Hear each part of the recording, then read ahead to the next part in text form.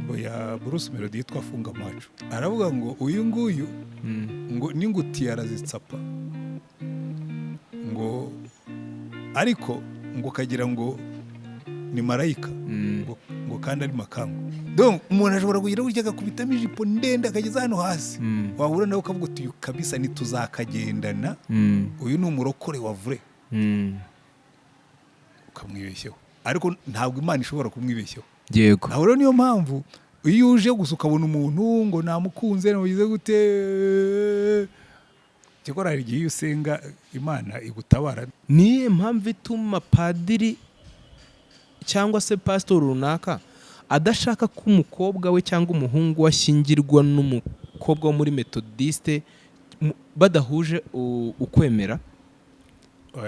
Ibyo ni amashyaka nkamwe ya politike, ibyo ntabwo njya mbitindaho kuko umusaza witwa Mpyisi ni wakundaga kuvuga ko muri Mesiya arashaje cyane, ntabwo agikunda kuvuga ku maradiyo. Yego aravuga ati amadini yabaye nk'amashyaka ya politike, usanga turimo gucuranwa abayoboke ariko ubundi ibyo Yesu yadutumye si ibyo ngibyo. Erega dore ikibazo dufite, twitiranije Yesu n'idini. Yego usanga umuntu akubwira ngo twebwe iwacu turakizwa, kandi se mwebwe mu idini yanyu ko mbona harimo n'abapagani. Nta dini ikizwa ibaho. Yego haba abantu bakizwa baba mu madini, hari n'abantu dusengana ntashyingira. Yego nubwo tuba mu idini ubwo se ntabuzi mu itorero rimwe utanaha mushiki wawe ngo murongo kankwereke Steven, ntabwo umuntu yigeze ahinduka. Yego igihinduka ni imyambaro twambara, n'ibiryo turya, n'amasura n'imiterere y'amazu duturamo, ariko umutima w'umuntu ngo uhora utekereza ibibi. Yego uretse iyo hajemo ubuntu bw'Imana.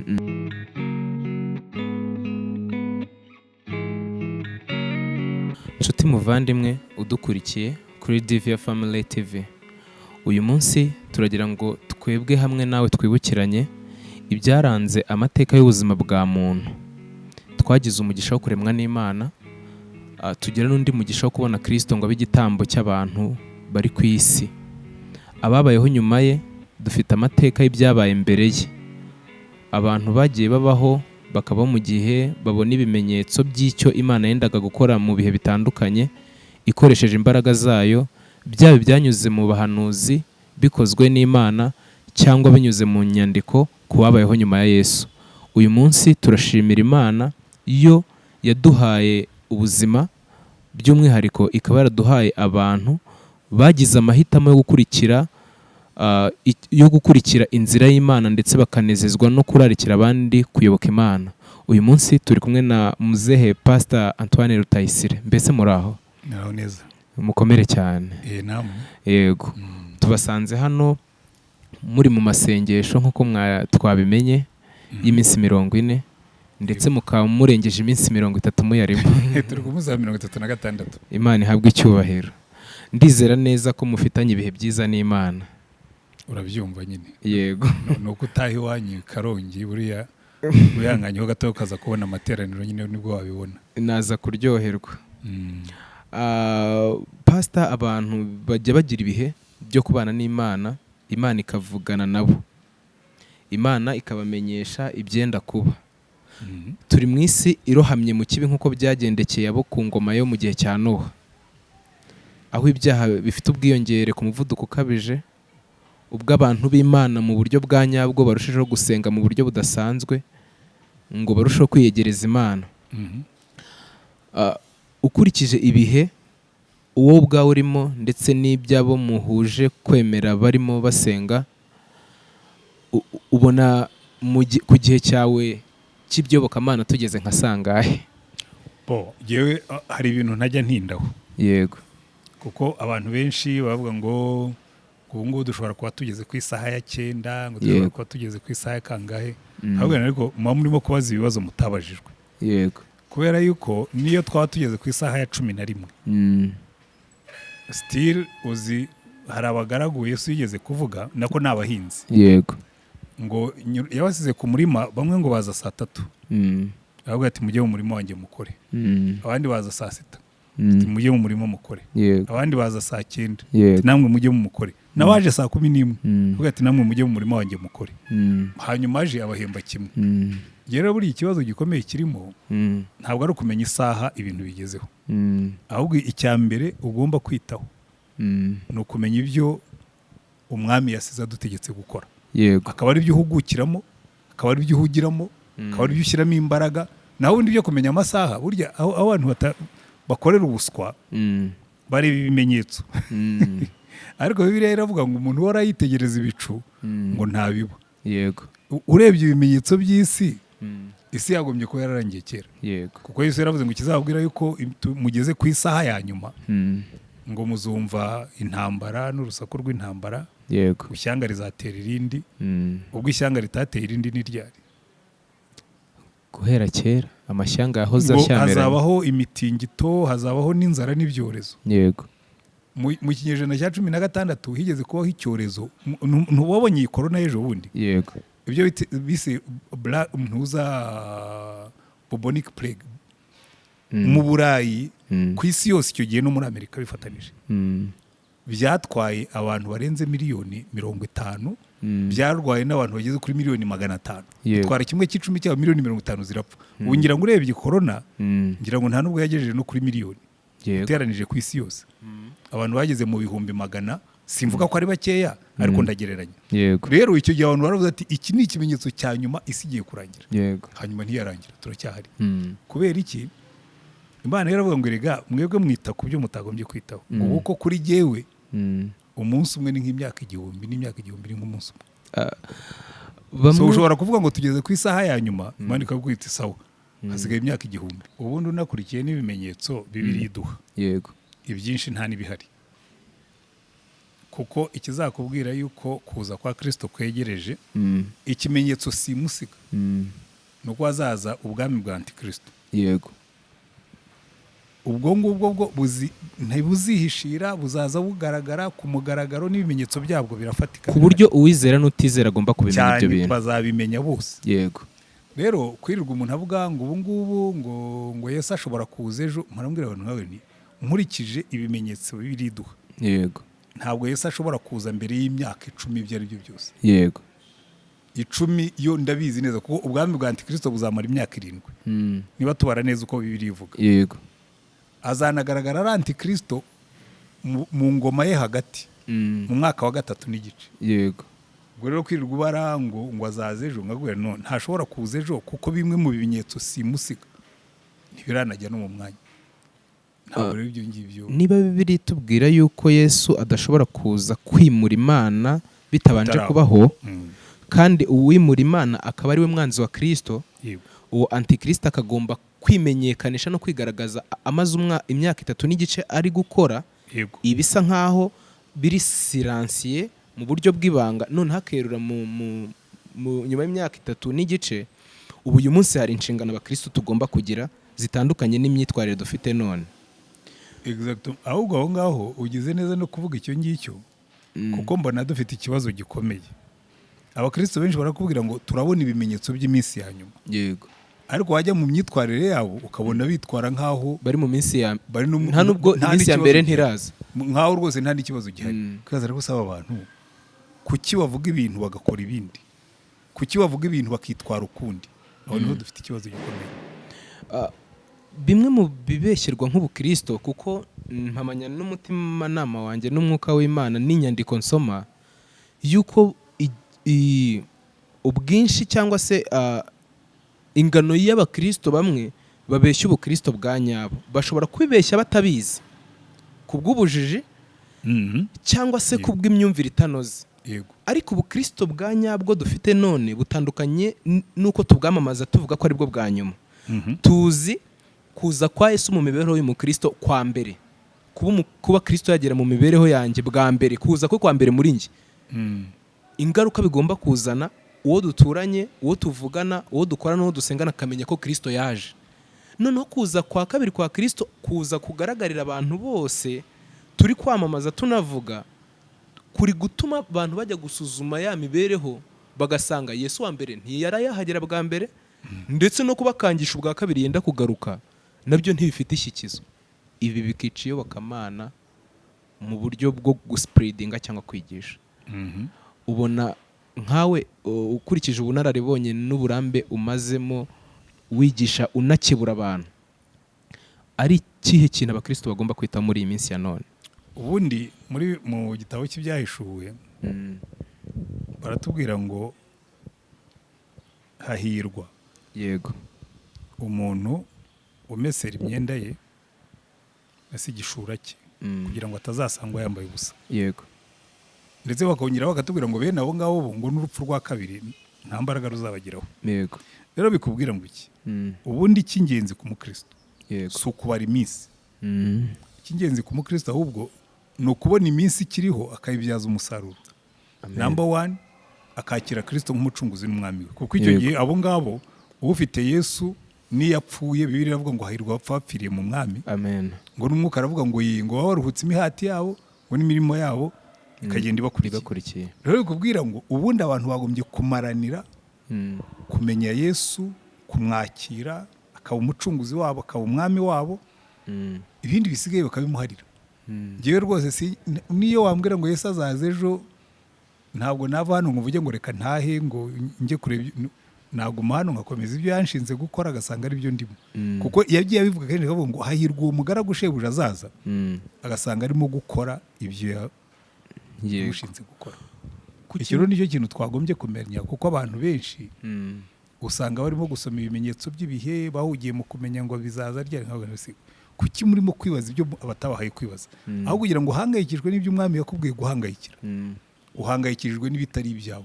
Kuko niba azaza kampembe bamwe usanga bavuga bamwe bazabona amakamba manini ngo abandi dutoye ngo mwe ntimukajye impaka z'ibihembo mutararangiza akazi. Yego. Mureke dukora ibyo umwami yadusigiye, tubabo umwami yadusabye kubaho, ibindi bisigaye azabitunganya. Kuri bimwe mu bibazo byibazwa bitari ingenzi kandi bishobora kugora intekerezo z'ababyibaza, ni ibibazo ubwo badafitiye ibisubizo. Umubyeyi ashobora kwibaza ngo umugabo wanjye napfa bizagenda gute? Arashaka kubanza kubaho imibereho y'uko umugabo we yaba yapfuye kandi umugabo we akiri muzima. Oya, ngewe ubwo umuntu wibaza gutyo nabwira ngo noneho ubwo utinya uko uzabaho umugabo wawe yapfuye, banza ubyiyimagine, banza ubitekereze, nurangiza ukore nkuzi neza ko umugabo wawe hari umunsi azapfa. Yego. Ku buryo umunsi azapfa uzaba warabyiteguye bizanagutungura. Yego. Byoroshye gutyo. N'ubu nibyo nyambwira abantu ngabwe ni ngewe sinyampangayikishwa nuko Yesu azaza. Kuko nuba nsanze nicaye hano nta soni nazigira zo kumureba mu maso. Mbaho nkuzi ko anytime nshobora kugenda. Kuko erega n'utazagenda ari uko Yesu agarutse, uzagenda moto igukubise hasi, uzagenda imodoka ikugonze, uzagenda inkuba igukubise, uzagenda urwaye ugapfa utaniteguye. Niyo mpamvu nshyizemo izoka, kuko izo zishobora kuza pyo nk'umurabyo ukabura hisi. Jya uhora witeguye, na Yesu niko yatubwiye ngo jya uhora witeguye kuko nzaza nk'umujura igihe utatekerezaga. Nibyo. Ese iyo ubumuntu buri kumwe n'uburere, kwa kundi tuba twararezwa ahantu runaka, umuntu akaba afite ubupfura, muri Bibiliya dusangamo abantu bari bafite izo ndangagaciro zo kubaha n'ibindi. Icyo kibazo njye ni kukibariza urubyiruko, ntabwo nkibariza abakuze kuko baba babifiteho ubumenyi bwinshi bwagutse. Umuntu ashobora kurererwa ahantu akaba yarezwe ukuntu bimusaba yuko yagira ambiance y'ubuzima bwa none. Abakristo mu nsengero bakigishwa dushobora kwitwara gutya, turi mu minsi irimo isohora ry'ibimenyetso n'ibindi. Uyu munsi tukaba dufite umuntu wazinutswe udashaka kuza mu rusengero, akavuga ati mu rusengero turi muri generation nyine imeze gutya, ibyo bavugaho ndabizi, abavuga butumwa twahuye nabo ndabazi, wakurikiza ibyo mu rugo, uburere nahawe wacu, nkaba umuntu ufite ubusanzwe singira aho mbarizwa, kubera ko mba mbona ibintu byose byarabaye nka business. Kubera iyo mvugo cyangwa se iyo mitekerereze y'urubyiruko, ni iki wafasha mugenzi wanjye? Reka tubanze dushyire ibintu ku murongo. Yego. Icyambere, abantu benshi bitwaza ngo mu rusengero ngo byabaye business, ngo ngewe ntacyo mbona cya business mu rusengero. Yego. Kuko nkunda n'iryo jambo bakoresha. Iyo ugiye ku iduka ntawe ugukora mu mufuka. Yego. Utanga amafaranga yawe uko wagennye, ugatanga nayo ushaka gutanga ukayasigarana. Siko bimeze. No mu rusengero uramutse uri umukristo uzi ibyo urimo, nanjye njya mu nsengero ntaranaba na pastori ufite kuza ukavuga uti mutange amafaranga yose mufite mu mufuka nkavuga noya gihe amafaranga yanjye mfite mu mufuka mfite ibindi nayageneye nagennye ituro ngena n'icyacumi nibyo Imana yansabye yego so niba ushaka ibirenzeho wirwarize niba tugiye kubaka urusengero nkuru nkagenda nkavuga ngo giye kuri ruriya rusengero nzatangaho 500,000 kuko twabibaze turi abakristo tuvuge hano twe dufite abakristo 2,000 nkabara nkavuga nti abakristo 2,000 buri muntu wese yitanze reka tuvuge 100,000 urusengero twarwubatse ntabwo rero yewe nzatanga 500,000 n'urugero niyo waza ugashyiraho ibihembo ugashyiraho n'ingoma nzatangayo nagennye ngo na Bibiliya niko imbwira ngo buri muntu wese agene uko azatanga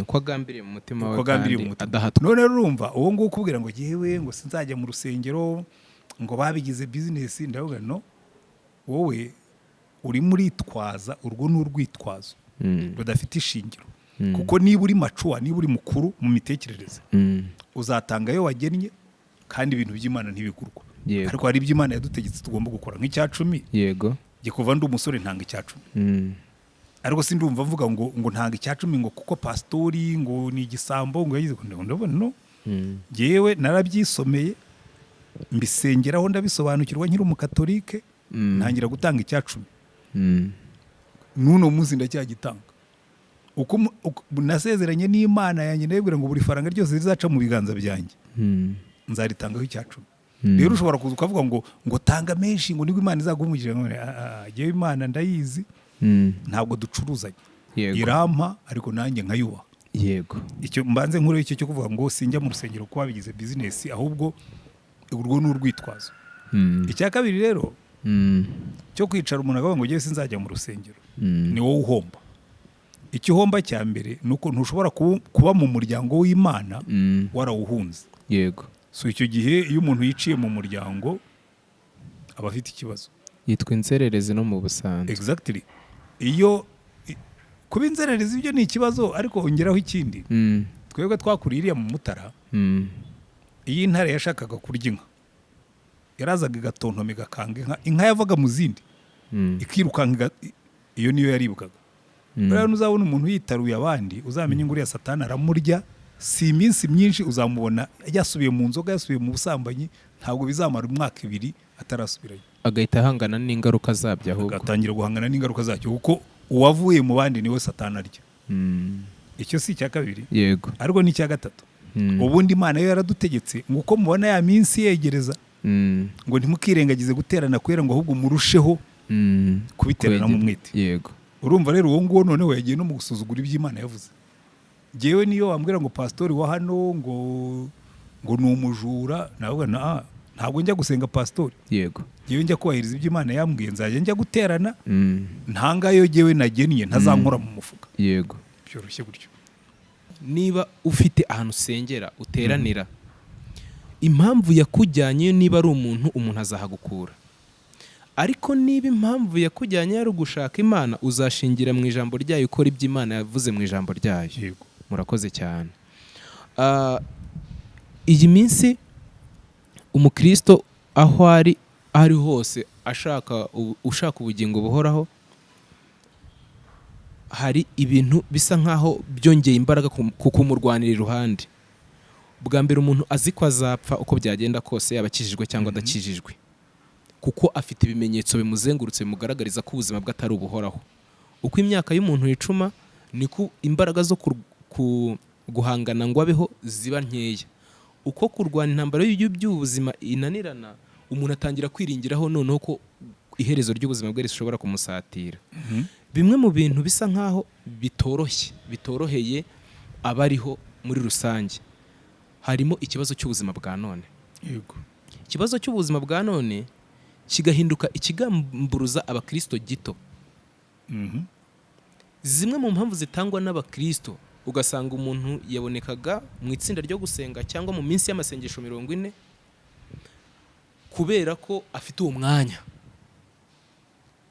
igihe kiraje uyu munsi ntago ari kuboneka mu masengesho mu buryo atwerera impamvu y'ubuzima ariko buziritse ku kintu bita ubwikunde no kutitanga burundu yiyegurira Imana. Uyu munsi abantu turi kugabanya ibihe byo kubana n'Imana bitewe n'intambara y'ubuzima ubu busanzwe ikomeye. Ariko ntabwo nibwira ko intambara y'ubuzima busanzwe ntabwo itujyana kure y'Imana. Wenda ishobora kutujyana kure y'insengero n'amateraniro ariko Imana yiba hose. So icyo cyo njye mbwira abantu mwabwira ariko mujye mugerageza kugabanya urwitwazo. Nshobora kugabanya kuza gusenga wenda amasengesho y'iminsi 40 nkuko tuyafite ubu ngubu. Yego. Ariko kubera ko nayo twayashyize nimugoroba igihe abantu benshi n'imirimo myinshi bayarangiye. Hari igihe umuntu yitwaza ngo urumva ngo mba ndimo gushaka imibereho, mba ndimo gushaka umugati. Abana ariko burya n'umugati ushobora kuvuga ngo reka mfatire kuri 40 twari tuvuze. Ushobora kuvuga ni muri 40 sinzaboneka full time ngo nkore 40. Ariko reka mfatemo izanyungura. Yego.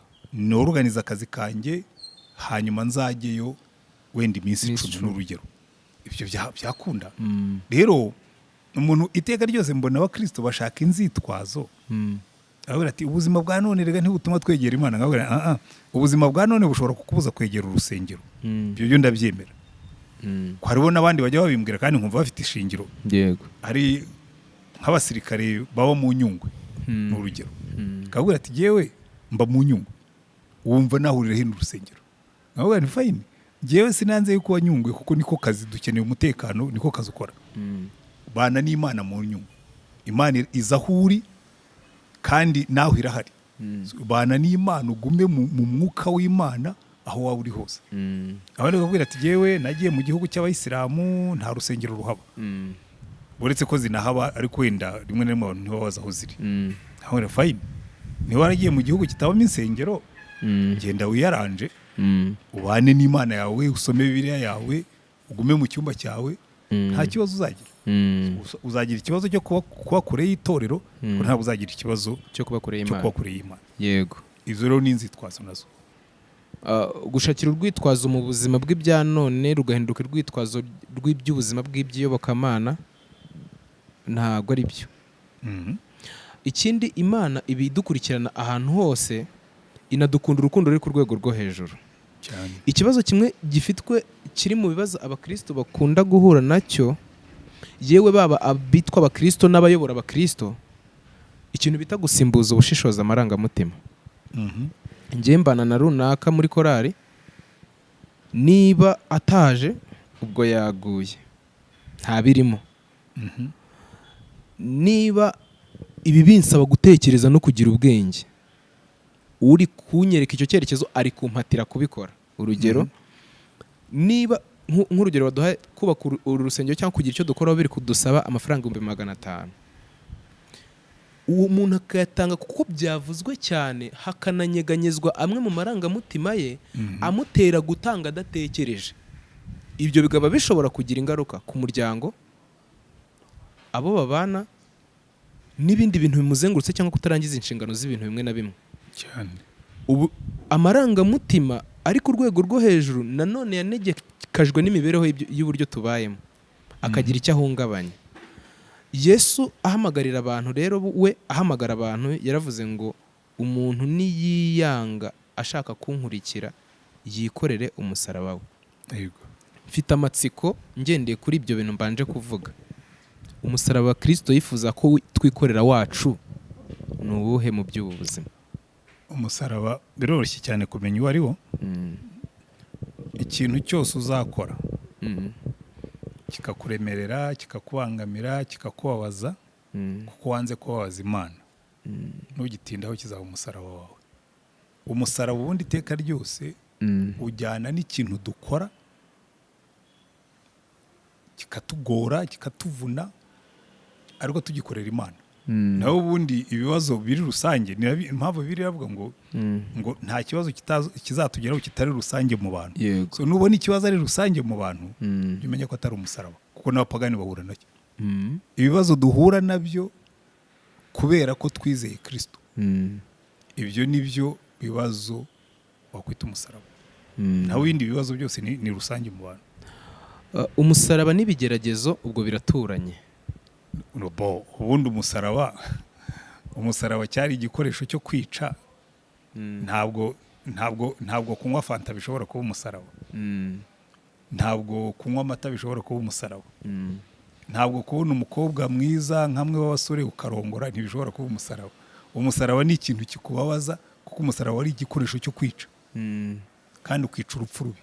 So ibintu uzahura nabyo bikakwica, bikakugora, bikakubuza gusinzira, ibyo bishobora kuba umusaraba iyo bibaye kubera yuko wanze gusuzugura Imana. Reka tuvuge ushobora kujya ahantu barabwira ati hano rero nutabeshya ntabwo tuzaguha akazi. Yego. Kuko tugomba kuguha akazi ariko ukajya ubeshya. Ukabeshya imisoro, ukabeshya muri rokiritoma, ugakora amanyanga ashoboka. Kabuto ya. Barabwira ati rero aka kazi genda ukomeze ube umushomeri kuko ntitushobora kukaguha utazabeshya. Ubu bibaye umusaraba. Niba ubana n'umugabo ukugora ariko ukanga kumudivorusa kubera yuko uri umukristo cyangwa n'umugore kuko nabyo bibaho, ukavuga ngo uyu mugore wanjye narahiriye imbere y'Imana yuko tuzatandukanywa n'urupfu, ntabwo ndi bumuti, ndabana nawe ajya ngora ariko sindi bumureke. Waba akubera icyo kikubera umusaraba, kirakubabaza, kirakuvuna. Urakoze cyane ku gukomoza ku kintu bita isezerano ry'abashakanye. Iyo dusezerana, abemera Imana basezerana yuko bazatandukanywa n'urupfu. Amategeko n'izindi ndangagaciro za sosiyete cyangwa se amategeko ya sosiyete agashyiraho ibindi bintu byemerera ko umuntu atandukana n'uwo bashakanye. Hariho ingero nyinshi abantu bafite mu ntekerezo zabo badukurikiye. Harimo ibintu by'ubusambanyi n'ibindi bisa nabyo ibyaha ku Mana bihinduka ibitandukanya abantu no muri sosiyete isanzwe. Yego. Tukagira ingero muri Bibiliya z'ababayeho ari abantu basanzwe n'abahanuzi b'Imana bajyaga bahura n'ibigeragezo by'uko abo bashakanye batari mu murongo w'Imana no mu murongo wa sosiyete, ariko bagategekwa gukomeza kubana nabo. Uyu munsi umusore ungana nanjye cyangwa unduta cyangwa umuto kuri njye arasezerana n'umukobwa ikosa ry'umunsi umwe cyangwa ry'umwaka umwe, tukirukankira cyane kubikemuza amategeko ngo dutandukane. Ese ko bitworohera gutandukana n'abo twashakanye ndetse no gutandukana n'umukiza nabyo bikatworohera kubera ibintu bibaye mu kanya gato, umukristo asabwa kwihangana kungana gute kugira ngo ahangane no gukomeza urukundo hagati ye n'abo babana? Biterwa n'uwo mwashakanye. Yego. Yewe ubundi izo ntambara ziza iyo washakanye n'umuntu nawe utumvira Imana, yaba ari umugore yaba ari umugabo. Nta wundi washatse umuntu wubaha Imana, nta n'intambara zibamo. So muri kino gihe ahubwo ikibazo dufite ni abantu bakubwira ngo bizeye Imana ariko ugasanga baho ubuzima bw'abapagani. Yego. Arasambana, arasinda, aratukana, ariko sitira akakubwira ngo arasenga. Uwo ni umupagani. Ariko ubundi warashatse umuntu, si no kuvuga ngo waraguye ku muntu oya, kuko kugwa ku muntu no kuvuga ngo ubundi ubwo biba ari exception. Ahubwo warashatse umuntu ukunda Imana, wubaha Imana, icyo kibazo ntabwo cyabamo. Kwihangana kungana gute rero? Kwihangana kungana no kuzagenda kwihangana, kuko ubundi kwihangana ko ntikugira iherezo, ko Bibiliya dusaba. Yesu yigeze abazwa ikibazo ngo mugenzi wanjye nankosereza nzamubabarire kangahe? Yego. Ngo sinzamubabarire ngeze 7. Yesu agiye kumusubiza aramubwira ngo azageze 7 kuri iryo kosa. Kandi birashoboka yuko twebwe abakristo n'abemera Imana bandi duhuje ukwemera, ikibazo cy'uko kwiyihanganira twebwe ubwacu ari cyo gikomeye kurenza kwihanganira abandi. Utihanganiye wakwiyahura, kandi mbona biyahura atari bo benshi. Yego. Kuko abantu benshi ahubwo kwiyihanganira barabishobora, kuko bahora bishyira heza bumva yuko bo nta kibazo, ko batunganye, so bariyihanganira ahubwo birenze kwihanganira abandi nibyo bigorana. None se niba kwihanganira abandi ari byo bigorana, kuki usanga twe dushyira ubuzima bwacu mu kaga kurenza uko tubushyiriramo abandi? Kuko niba mvuga ko ndi umukristo nkashyira ubuzima bwanjye mu byaha, bwa mbere nshobora kubeshya no gukora ibindi, burya ntago mba mbigirira cyane uwo mbikorera kurenza uko njye ndi kwiyica. Icyo navugaga ni icyo, kwari ukuba twe ubwacu twiyangiza mu buzima bw'ibya gikristo kurenza uko tubara yuko twahemukiye abandi. Kuko Kristo yadusabye kwiyanga. Kwiyanga rero kwari ukwiyemeza kwihanganira akababaro katubaho mu buryo bwo gukomeza gukurikirana no gukurikiza amabwiriza agenga abahisemo ingoma ye. Rero uwo mushyikirano n'imibanire iri hagati yacu twebwe ubwacu n'abo tubana yangizwa cyane nuko twabanje gutandukana na Kristo. Cyane. Yego. Cyane. Ndashaka ko uduha cyangwa udusharinga experience y'ubuzima bw'umusore mu bukristo buhanganye n'ibyaduka byitirirwa iterambere. Uriya rero ibyaduka byitirirwa iterambere, uretse ko nyine ari ahubwo nta nubwo no byitirirwa bizanwa n'iterambere. Yego. Nibwira ko intambara z'abasore zamye ari zimwe iteka ryose. Wenda ikiyongereho muri kino gihe ni ibi byamamaza. Intambara z'abasore zamye ziri ku ngingo 3. Yego. Z'ingenzi. Ingingo ya mbere ni imibanire ye n'abakobwa. Ingingo ya kabiri ni imibanire ye n'inzoga. Ingingo ya gatatu ni uburyo azashaka, kugira amahitamo yo bazabana. Ubundi buryo guhitamo bazabana. Ubundi witegereje burya mu buzima bw'abasore, ibyo nibyo bintu bitatu by'ingenzi bibagora. Nizo challenges nibyo bihinyuza. Igihinyuza cya mbere rero cy'abakobwa n'ubusambanyi, icyo iyo wakiriye Yesu rwose kiba cyagiye ku ruhande. Iyo wakiriye Yesu by'ukuri, n'iki inzoga birajyana no kwinezeza. Icya gatatu cyo ni twibanire, kuko umusore wese uretse uwagennye wenda kwibera frere cyangwa akaba padiri, ahora niyo ntambara yo kuvuga ngo nzakura hehe uwo tuzabana. Ariko iyo ngiyo byose uko ari bitatu Imana yarabikemuye, kuko Yesu yaravuze ngo Bibiliya iravuga ngo iminani n'imigabane uzabihabwa n'ababyeyi, ariko umufasha wo gukwiriza muhabwa n'Uwiteka. Ibyo gusambana byo no kunywa inzoga byo birira bitubuza. Urumva ntabone nta kibazo kirimo. Ku muntu w'umusore urwo ati turahura n'ibibazo, nkavuga ni nta gihe na kimwe kuva Adamu na Eva barimo. Na Adamu ubwe yicaye muri Edeni arigunga, kuko biriya bibazo bibiri bya mbere byari bitarabaho. Ubusambanyi n'inzoga byari bitarabaho, ariko uwo tuzabana Imana yaramuribye iravuga ngo mu bintu naremye byose mbonye ikintu kitari cyiza, si byiza kuri ya muntu wenyine. Yego. Nuno munsi iracyabivuga si byiza kuri ya muntu wenyine. Ariko icyo yaragikemuye iravuga ngo nijye uzamuremera umufasha umukwiriye. Uko yabikoze kera n'ubu iracyabikora. Hari umusore duherutse kuganira, turimo tuvugana kuri iyo ngingo, ku ngingo ivuga guhitamo umuntu muzabana. Twari itsinda ry'abasore barenze 4, harimo n'abakobwa 2. Turimo tuganira kuri iyo ngingo, tugera ku ngingo ivuga yuko hari ibyo abantu babanza gushyiraho nka kriteriya abantu bagenderaho, kuba ari umukristo, kuba atanywa inzoga, kuba barasita kuri ABC. Noneho hariho ikibazo gikomeye. Igihe cyose umuntu mwiza arakenewe n'ahantu hose. Umusore usinda akeneye umugore udasinda, wiyubaha, ugenda neza. Umukobwa w'umusambanyi n'umuhungu umeze utyo bakeneye abantu beza. Mu kintu watubwiye turimo hagati, watubwiye yuko ibyo bibazo byo gutandukana kw'abashakanye n'ibiba byo kunanirwa kwihangana biterwa n'amahitamo umuntu aba yaragize mu gihe yahitagamo uwo bazabana adakijijwe, mu gihe azaba adakijijwe.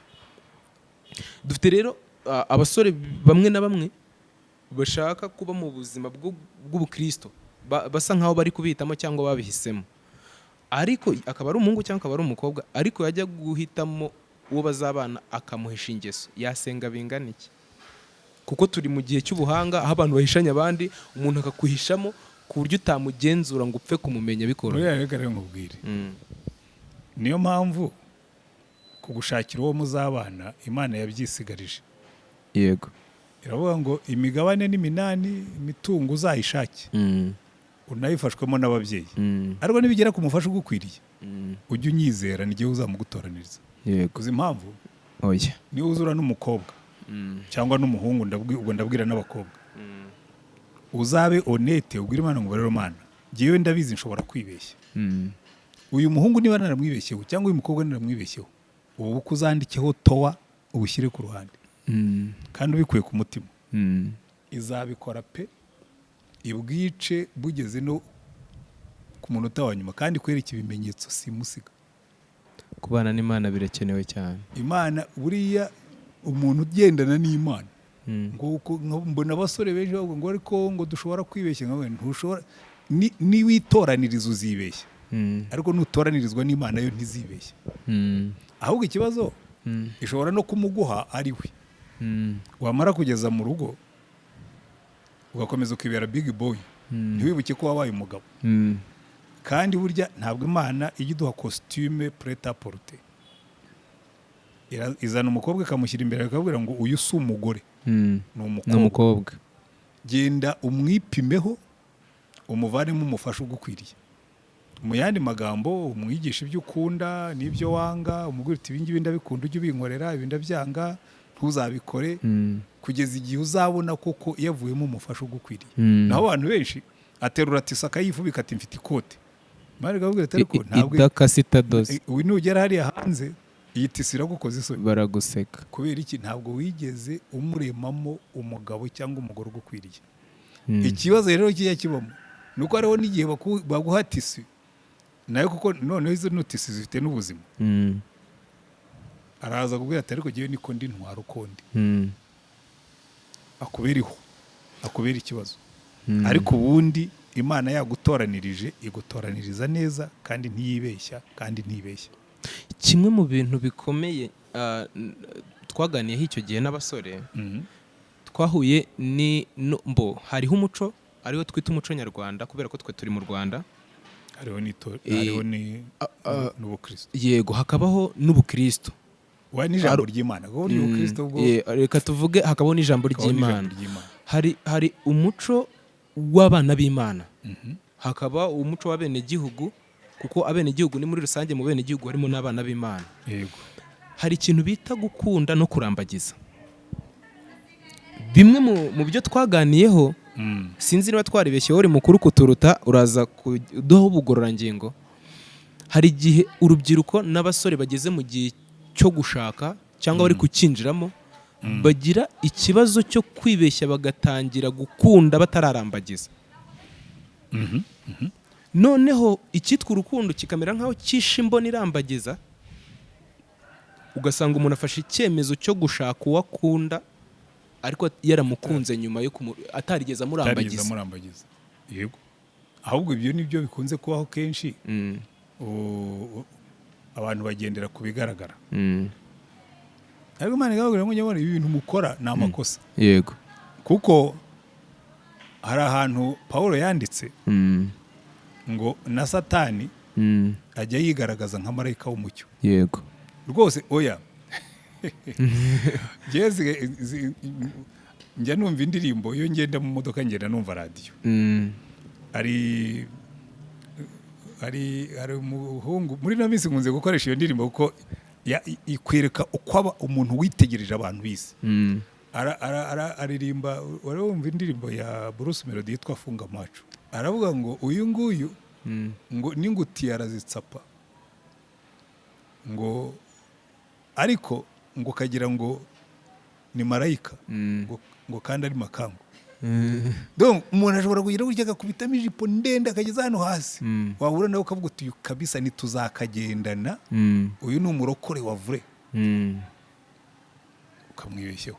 Ariko ntabwo Imana ishobora kumwibeshyeho. Yego. Aho rero niyo mpamvu iyo uje gusa ukabona umuntu ngo namukunze namugize gute, cyakora hari igihe iyo usenga Imana igutabara. Nahoze nganira na bagenzi banjye dukorana hano,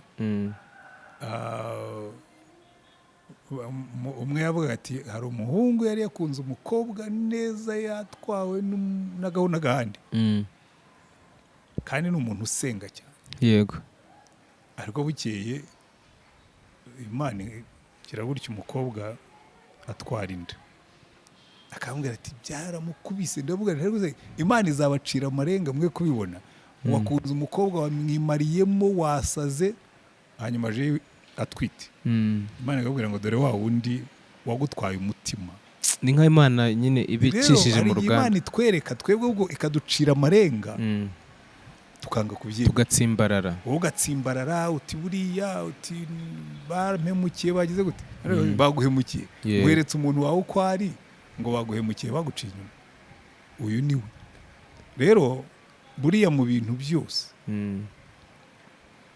nta nubwo twagombye kuvuga ngo kurambagiza niwe irambagiriza n'ubundi uzibeshya kuko uzahura nawe azamubengukwa yayitsabye ahita yambara birebire kuko erega bijya bibaho ntabwo hari ingero nyinshi yego nzi umukobwa sinzi itorero rusengeramo sinari kubaje ntunanarimbwe si ngombwa we yasengeraga muri ADPR umuhungu araza aramubona rwose n'umukobwa mwiza kandi babizi muri ADPR ntibanywa inzoga yego n'abandi natwe ntituzinywa ariko bari noneho aho byamenyekanye nibo babanje mbese kubishyira muri discipline ikomeye umuhungu araza akabwira umukobwa ati ariko ndagukunda umwe ati sinshobora kurongora n'umuhungu w'umupagani ati se umuntu akora iki ngo ave mu bupagani ni ukuza ukajya kwiga bakakubatiza mu mazi menshi ati ibyo nabyo umuhungu araje mu mazi menshi rwose baramubatiza ndetse agiye mu itorero rwose araje ariko icyamuzanye ntabwo yaje gushaka Yesu yaje gushaka umukobwa yego umunsi w'ubukwe yatondetse inzoga zose zibaho yego arazitondeka nk'abasirikare bari kuri defile noneho umukobwa wageze muri ese busate se sheri ibi nibiki ndavuga ati ubu wageze mu rugo uri kwitwa umugore wanjye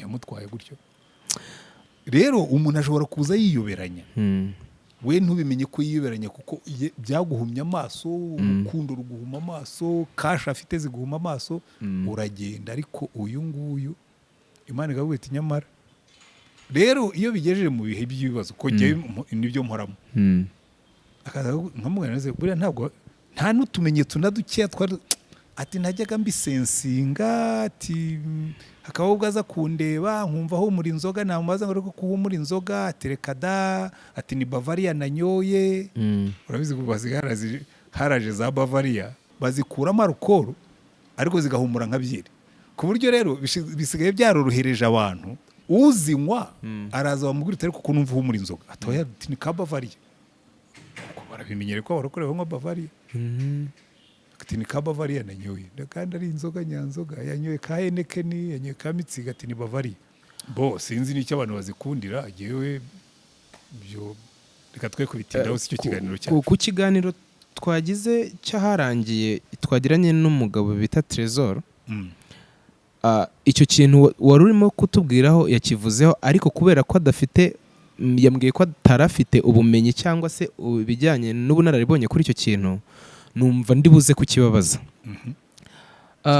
ubukristo yatubwiraga ku bijyanye n'ubukristo hariho churches menshi ashoboka yigisha iyobokamana buri torero riba rifite icyo rinenga irindi rishingiye muri Bibiliya kandi rikagira n'icyo rigaye irindi naryo rishingiye muri Bibiliya arambwira ati rero hari ibintu ntumva neza niba Yesu yaraje gufeza niyo y'abantu niyo mpamvu ituma padiri cyangwa se pastor runaka adashaka ko umukobwa we cyangwa umuhungu washyingirwa n'umukobwa wo muri Methodiste badahuje ukwemera ibyo ni amashyaka nk'amwe ya politike byo ntabwo njya mbitindaho kuko umusaza witwa Mpyisi wakundaga kuvuga ko muri minsi arashaje cyane ntabwo agikunda kuvuga ku maradiyo aravuga ati amadini yabaye nk'amashyaka ya politike usanga turimo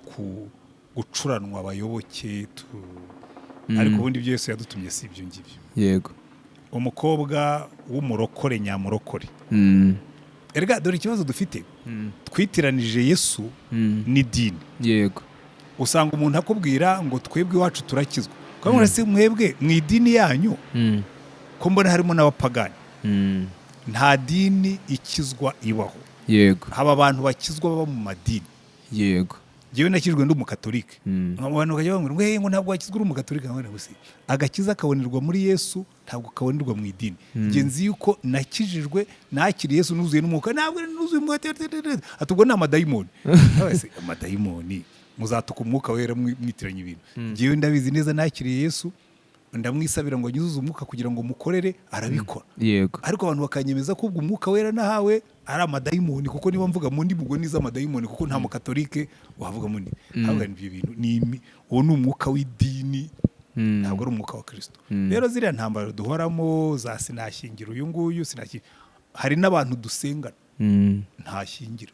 Yego. Kuko nubwo tuba mu idini, ubwo se we ntabuzi muba mu itorero rimwe utanaha mushiki wawe ngo murongo, usibye no kumumushyingira unamenya ko bavugana bikagutera ikibazo. Exactly. Donc rero bikubwira ngo ubundi icyo wagombye kureba, jewe twicaranye ntabwo nzareba ngo wavuye muri hedini. Nzabanza ni uyu muntu afite Yesu muzima, ko hari n'abafite Yesu wa wundi wa fake. Ugasanga arakubwira Yesu ariko mwatangira gukorana ibintu kabona shwi nta Yesu afite, nta buntu bw'Imana bumurimo. Kazi uyu muntu Yesu avuga ashobora kuba mvuga nkuko mvuga Rwabugiri na ba Ruganza abami bayoboye u Rwanda. Hari n'uvuga Yesu nkuko mvuga Rwabugiri. Rwabugiri sinigeze mubona ko yarabayeho ntuye mu Rwanda, wenda yarwaniriye, ariko nta kindi bimpindura. Yesu wo mu mateka, hariho Yesu wo mu mateka wo muri Bibiliya abantu bavuga, ariko hari na Yesu muzima uba muri twebwe, umwami wacu. Hari umukobwa duherutse kuvugana bita Vumiriya, abamuzi muri media baramuzi. Yambwiye ikintu gikomeye, arambwira ngo rero ubukristo ntabwo babwitwa, babubaho. N'ubundi ariko nufata Bibiliya yawe mu gitabo cy'ibyahishuwe mu gice cya 20 baravuga ngo nuko abantu barazuka, abakomeye n'aboroheje. Yego. Cyenda kurangira bakavuga ngo nuko abantu bose bacirwa urubanza, ngo igitabo abo basanze batanditse mu gitabo cy'ubugingo, kuko mu gitabo cy'ubugingo habamo icyo bita kuba umwana w'Imana. Abamwizeye yabahaye ubushobozi bwo kuba abana b'Imana. Ariko hakaba n'ibindi bitabo by'imirimo, nabyo birabumburwa ngo buri muntu wese ahembwa bakurikije ibyo yakoze. Rero bikubwira ngo ikitwinjiza mu bwami bw'ijuru ni ukuba abana b'Imana. Kandi kuba abana b'Imana byo si ibyo dukora. Yego. Ni agakiza twaherewe ubuntu binyuze mu kwizera Kristo wadupfiriye akatuzukira. Kuko birivuga neza ngo umuntu yizeza umutima akatuza akanwa, yego, agakizwa. Ariko ngo nta handi agakiza kabonerwa uretse muri Kristo honyine. Amen. Sibyo? Kandi abamwizeye bose bakemera izina rye, yabahaye ubushobozi bwo kuba abana b'Imana. None iyo umaze kuba umwana w'Imana, uratangira ugakora ibyo abana b'Imana bategerejweho gukora. Yego. Nuko bigenda. Kuba bibanziriza gukora. Byombi bigomba kubaho. Hari abantu bamwe bakubwira ngo ugende umwana w'Imana ngo ntuzarebe ibyo nkora. No. Ubwo uri umwana w'Imana, kora nk'umwana w'Imana. Kora ibyo abana b'Imana. Yego. Kuko none rero hari Paulo yandikiye Tito aramubwira ngo ubuntu bw'Imana bwarabonetse buduhesha agakiza. Yego. Ariko ngo bukatwigisha kureka kutubaha Imana. Hanyuma mu gace ka nyuma no kumvira Kristo wadupfiriye kugira ngo aturokore tube ubwoko bwe bwite bugira ishyaka ry'imirimo myiza. So hari agakiza gatuma tuba abana b'Imana, ariko tukagira n'ishyaka ry'imirimo myiza. Byombi bigomba kubaho. Bamwe mu badukurikiye, abakurikiye DVF Family TV, bashobora kuba basobanukiwe cyangwa bakamenya andi makuru yari yisumbuye ku bijyanye n'amahitamo, cyangwa se aba basore nibo navugaga bijyanye no kurambagiza cyangwa kugira amahitamo y'uwo muzabana. Hari umuntu uyu munsi uri kutwumva ari umubyeyi, akaba yararangije gushaka, akatwumva ari umugabo cyangwa ari umugore yararangije kugira amahitamo, kubera ko urugo nta repesaje bamo, nta gusubiramo, ntiyasubira mu busore ngo yongere agira andi mahitamo. Ese umuntu wagize ibyago byo kugendera ku marangamutima ahutiye agashaka umuntu runaka, hari ibyo yakemangaga bikaba bivumbutse, noneho asabwa kugira ihe nyifato nk'umukristo? navuga nabi ngo wararwishigishiye rusome warabushashe buryameho hanyuma wihangane, kuko buriya hari n'igihe uvuga ngo naribeshye ariko Imana ikavuga ngo Yesu waribeshye mu itangiriro ariko nugera imbere nzabikosa. Iri ni ryo ryari ishuri. Nugera imbere uyu nguyu niba nabahaye kujya kubwiriza abandi heri wawe mu rugo, yego, ubwiriza uyu nguyu umusengere umunambeho azahinduka. Ariko hari n'igihe byanga. Iyo byanze rero vumiriya tu vumiriya. Uyu munsi ushobora kuba ufite inshingano zo kwigisha itorero n'abazengurutse hane i Remera no mu Giporoso bose, ndetse ukavunwa nabyo, ariko mu byo uzabazwa nagira ngo tuze guhindura ibitekerezo tugere no kuba ariko twumva harimo umuryango wawe. Abantu benshi mu bavugira Imana hari igihe baba bafite ibibazo binini bireba abandi. Umuntu akavunika, ni umupasitori akigisha, ni umupasitori akaririmba, ni umuririmbyi abwiriza abantu bari hanze ye. Ugasanga iyobokamana ngenda guhereza imbaraga ni irya audience kugira ngo mbone abantu babyumve. Unfortunately umuntu azabazwa umuryango. Ariko jewe nibwira ibyo bintu njya numva abantu babivuga kenshi. Yego. Ngo uri impamvu ngo abana b'abapasitori bagira ibibazo, ngo nuko abapasitori ngo baba baritaye ku matorero, ngo ntibite ku miryango yabo, ngo bakabonera abandi umwanya, ntibabone umwanya w'ingo zabo. Jewe nibwira ko yego bibaho. Yego. Ariko abana b'abapasitori n'ingo z'abapasitori zinaterwa cyane kuko nyine baba kuri front line. Reka nkwereke uko bikora. Iyo umuntu abaye umusirikare, iyo ubaye major, bakagushinga ikigo nk'ikiwanyi Karongi, cyangwa uri koroneli, mbona benshi bayobora ibigo bageze kuri ranka ya koroneli cyangwa ya generali. Uzarebe niyo ugiye mu rugo, iyo hari abasirikare duturanye n'abapolisi, niwe habayo abapolisi bashinzwe kurinda urugo rwa ofisa mukuru. Yego. Cyangwa generali, ugasanga hari n'abasirikare barinda urugo rwe. Yego. Kubera iki? Kubera ko bazi ngo uyu muntu twashinze kuyobora izi ngabo, hagize aduye uca inyuma akamwononera urugo, n'ubwenge bwo kuyobora za ngabo twamushinze bwagabanuka. Reka turinde n'urugo rwe kugira ngo agire umutekano. Amen. Arinde igihugu ariko afite n'umutekano inyuma.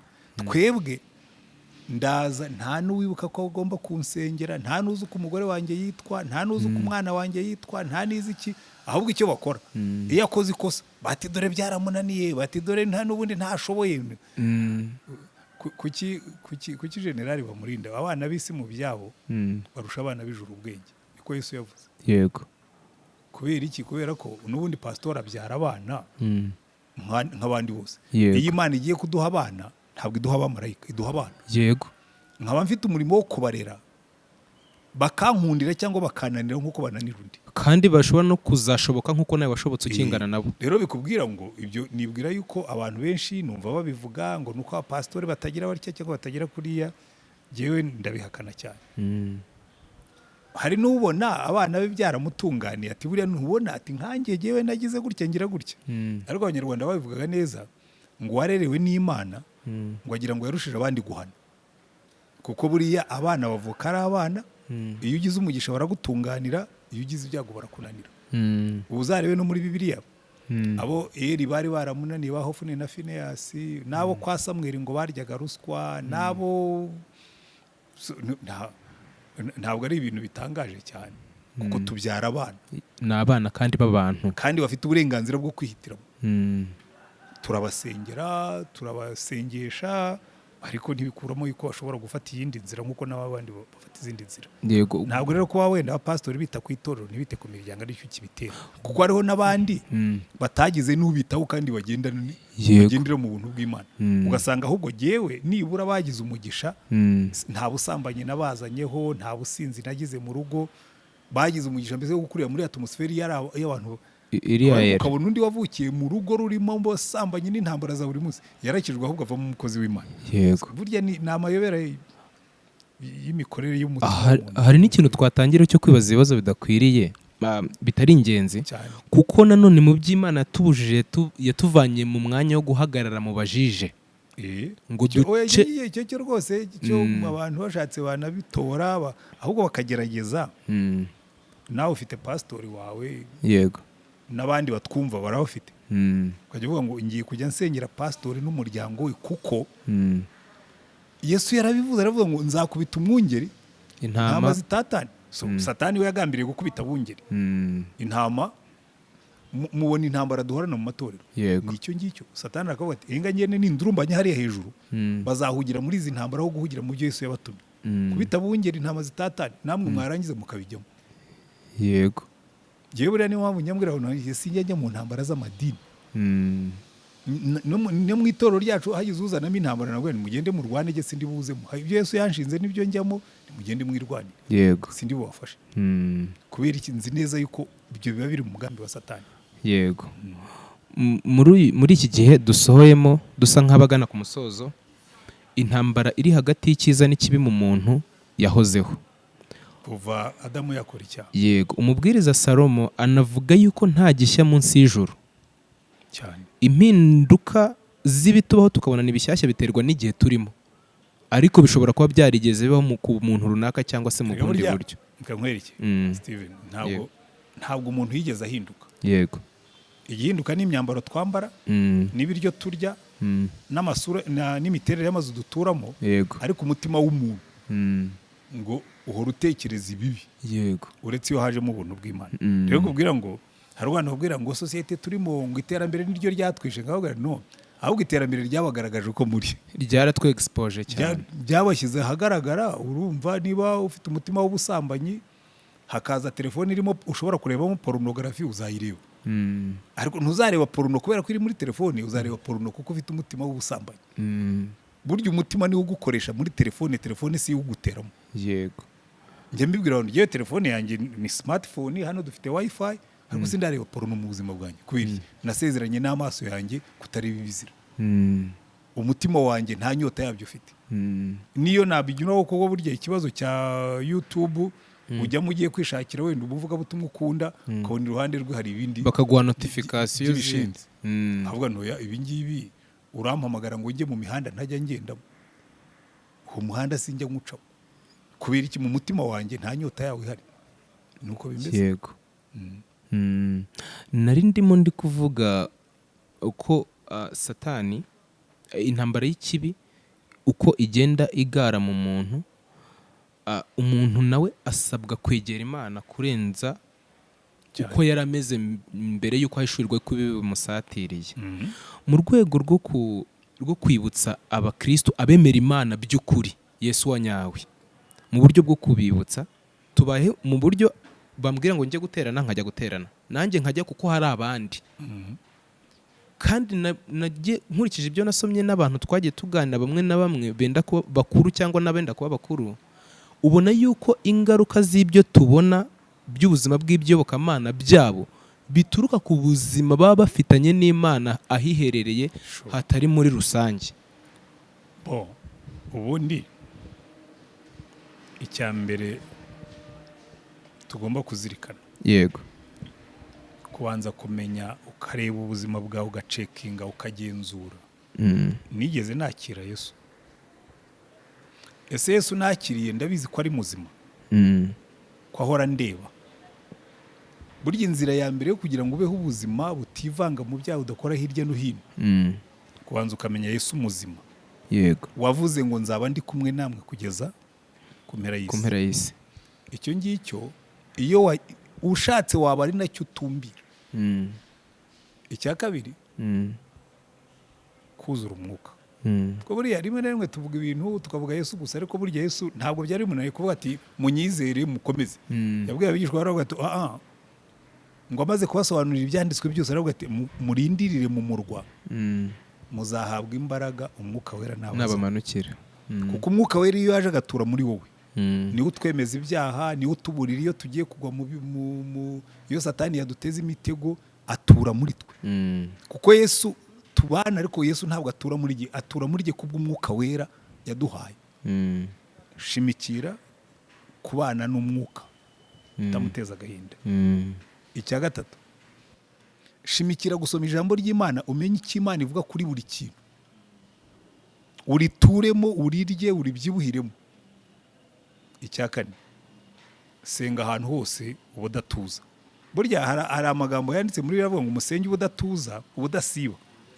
Ni translation mbi, kuko mu Gifaransa baravuga ngo prier sans cesse. Ni ukuvuga ngo umusenge ubudatuza, bivuga ngo uhore muri communication n'Imana ku buryo communication ihoraho. Ujya wumva abasirikare kenshi cyangwa abapolisi iyo bafite biriya byombo kiba gifunguye, kivuga ngo ukajya wumva kivuga, bikubwira ngo kirafunguye, ari muri communication na headquarters, aho bamushakiye baramubona, naho bashakiye arababona. Rero natwe niko twagombye kubaho. Icya gatanu, fatanya n'abandi. Urakoze cyane pastor. Rero tugushimiye yuko wabanye natwe, kandi tugushimira ubumenyi ndetse n'inama uduhaye, tugusaba kugira ngo muri aka kanya abadukurikiye urabasezera, unadushyira imbere y'Imana, udusengere, usabire nyine imitima y'abantu bakeneye Imana, bakeneye Kristo muri iki gihe, kubw'inama ubahaye. Bahuguke kandi Imana ibabe iruhande, kuko Imana yo irabakunda kurenza uko twe nawe tubakunda. Mwakoze mwese abaduteze amatwi, reka dusenga Imana. Turagushimye Mana yacu, duhora tugusaba ngo turinde amagambo y'imfabusa, turinde amagambo atagira icyo yungura, ahubwo duha amagambo yubaka. Reka iki kiganiro, ibitekerezo birimo byose, amagambo yose, interuro zose uziyungurure kugira ngo havemo ibizungura ubwoko bwawe, bikagura imitekerereze yabo, kandi bikagura imbago z'imibereho yabo.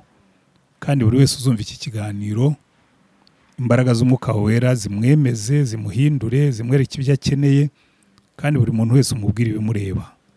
Mwami Mwuka wera, kuko niwe twawe kugira ngo ujye ukorana natwe, ushyiremo imbaraga muri iki kiganiro, buri jambo, buri nteruro, buri gika, kugira ngo kizakore umurimo wacyo. Kandi n'aba ba Divya Family TV, aba basore nabo ujye ubaha umugisha mu byo bakora byose, ukomeze kwagura ubwenge bwabo n'imbago zabo mu byo bakora byose, bahabwa umugisha mu izina rya Umwami wacu Yesu Kristo.